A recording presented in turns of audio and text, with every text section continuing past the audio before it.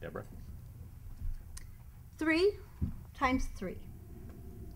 If a student moves 3 times during the year and changes school 3 times, they risk 3 months of academic progress. 3 times 3, 9. 9 months of academic progress lost. Every school district in this country, no matter what shape or size, is mandated by a federal law to have a liaison in place. Now, in the 4J School District, that job is mine. I'm the person that gets homeless students in school and tries to keep them in school.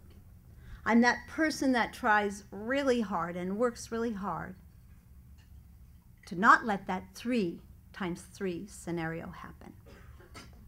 There are 16 school districts in Lane County.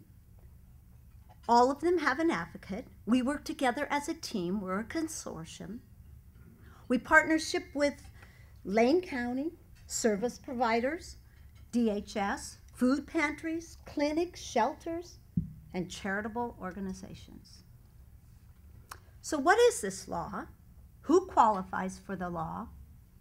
And what educational rights do these students have? The McKinney-Vento Homeless Act was passed in the early 80s. Later, it was reauthorized with No Child Left Behind, and it has its own federal program, Title X. Who qualifies? By definition, all students who lack a fixed, regular, and adequate nighttime residence. Now, it also includes students that are in shared housing because of economic hardship. Right away, you're probably thinking, they have a roof over their head. How are they homeless? Who's been a guest at a home? We all have, right? We've all been a guest, but it had a start time and it had a finish time.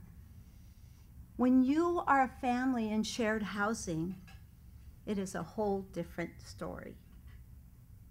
Tension, stress arises, an argument breaks out, and you're asked to leave, and you're homeless on the street again.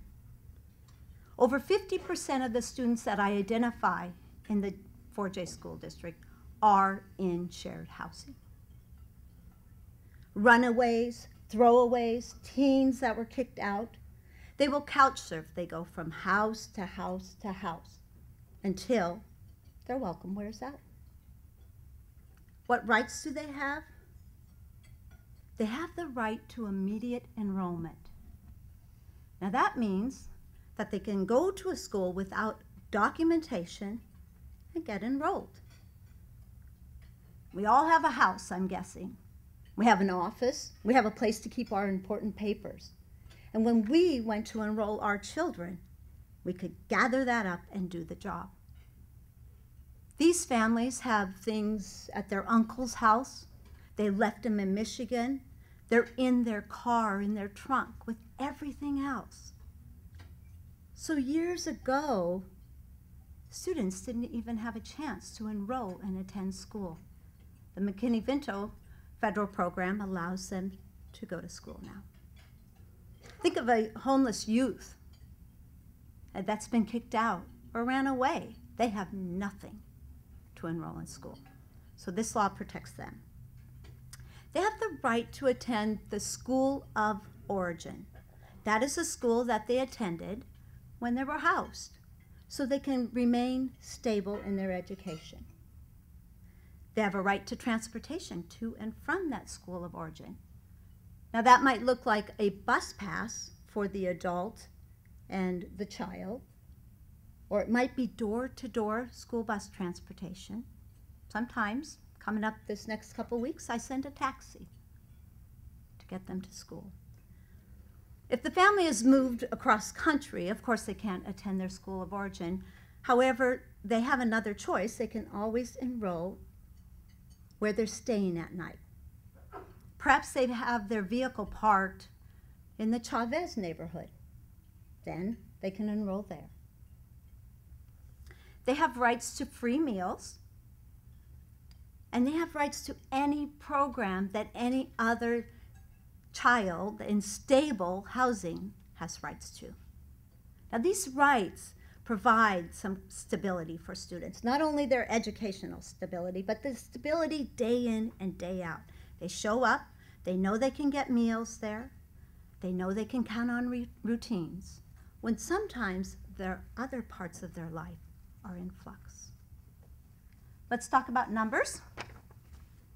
728 students were identified as homeless in Eugene last year, 2,437 in all of Lane County. Of the students that were identified in Eugene, 139 of them were unaccompanied youth. Now, those are students that are no longer in the physical custody of a parent or a guardian. They're on their own. I've seen an increase in shared housing. Folks will move double up, triple up. Last week I heard 22 people in one apartment living. I also know that families split up. They have mom and the toddler at the mission. And then the teenage son will stay at the shelter, the youth shelter out on Roosevelt Boulevard. And then dad, he'll be in the car with their possessions and the pets. This week, I met a mom, this is hard for me, on a curb, and we had a meeting there. She has no place to go. The mission is full. First Place Family Center has a long, long, long waiting list, and there's no place to go. She doesn't have a plan B. Years ago, they had a plan B. It was the mission. If all else failed, you could go to the mission. There is a waiting list there now. A woman with small children. So when I pack my bag in the morning, and I had to think about this, when I pack my bag in the morning, I feel lucky to live in this community, to work and live here. Makes my job as the advocate just a little bit easier. I know I can count on the integrity of my school district. I know I can count on the generosity of this community.